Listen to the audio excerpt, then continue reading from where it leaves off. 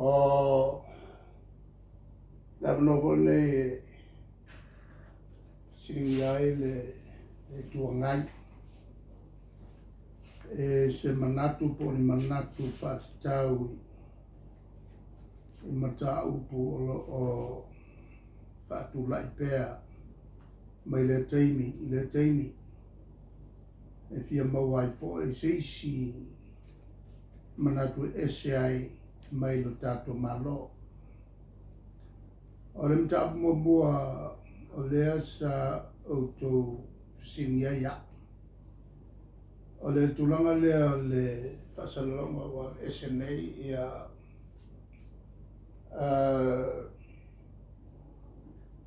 whai unga po o aiainga o tangata whai malanga mai whaatitau le puipuinga o le tulanga lea ua le mantau whai mai whaafitai fo ua avesi ma ua tau o le memoni lava o le aso ana titalai ia te malanga inga lasa na sa tau e loa o na le ese loa ia puipuinga ia te malanga inga o le airport na o le kelea o le fesilia tu le mai ia te oe lea wa e tau no mai e sala ia na e sa wale i loa ai ana whaawau pēr ia tapu ia ma ave ese oe whaanofo e sea ia tono e talwhenga iai le tulanga le nā a o se aiainga e te taunu mai whai pēr siakia pe mau e mai ona e saulava lea oe e nofo e lo ai ia o tele ai ngā luenga le se whataua le se au ngā ia e mase fōi le lai pe o tātou tangata no lai plastic ia o le vanto e whai atu ni whawhona mea o le tulanga lana e tali atu whawhitai ua sau whasala launga tapu ai mea moni o le mea o le vantau whai o le vaingalona lua o le whawhisili le tūlanga tutong sini ai fo le whongtalai nā sa o le whongtalai o le aso na toi wha e mau i whai e whai unga o le aso le nā e whatua amatai an toi tong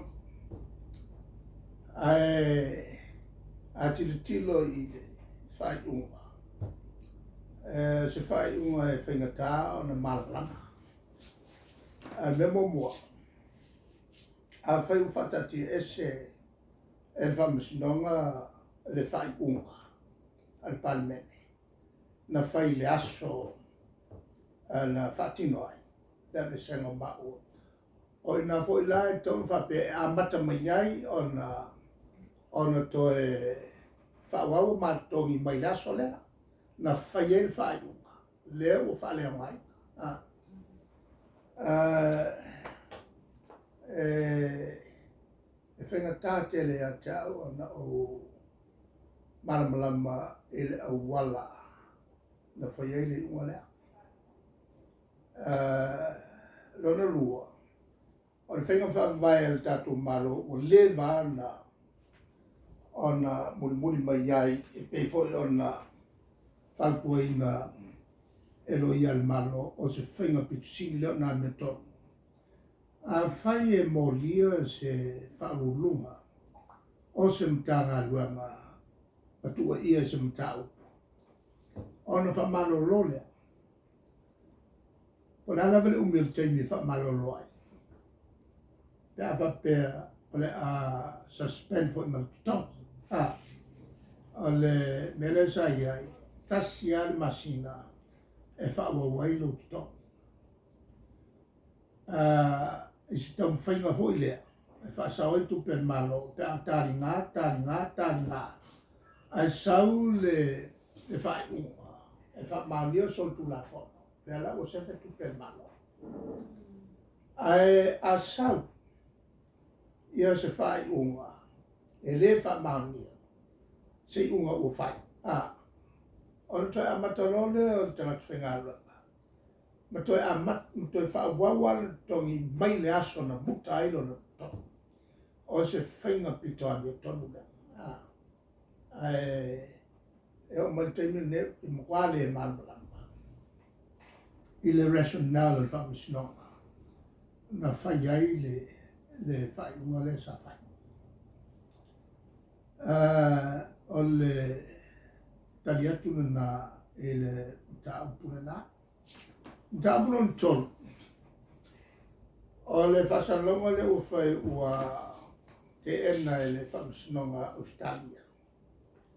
Ia le tāl sangana watu e a wala atu tatum tanga ruenga whamsinonga. E whafo I mai tama leo pau. E whaidon whamsinonga I nei. Ona ua leo ua whamaunia. Ma whaasala I el tātou whamsinonga ia lesi to tolu rātou na whau. E awhiai ma pau. A lela ua te ena Australia tua ia. E whapele I le o na tāpena. Ia pepa whamatalanga na watu. Ia o merana. Te lea ia facilities tupu mai ai. I le tūlanga. Sao sa whare tonu te penanga. Afo I o te penanga o pipanave. Ia, po le tūlanga fo I whare tonu o whamusino. Na whaia ia whai ungai I Australia. Wai te lea me whapena tupu e le whapeho ni angelu ia. E whaia ia nei mea whamasino.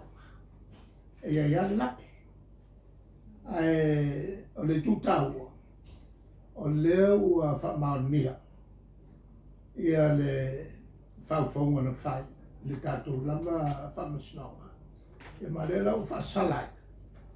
Ia le totasi. O le totoru lea e awhiai. O wingala, o le ala wafi, o le temila to e sawai ia paunga I nei. Ia o lona winga. Ia ua la vea I wafi ai whamsi. Ia unga le whai I lesi o lato sa whau fatas. E mantua voi tuanga whapea. E la vea umae na whau. La tau men fau e fatino ina po il fufuina se soninga tu la fono. E o mai lau sunga ile tu stala.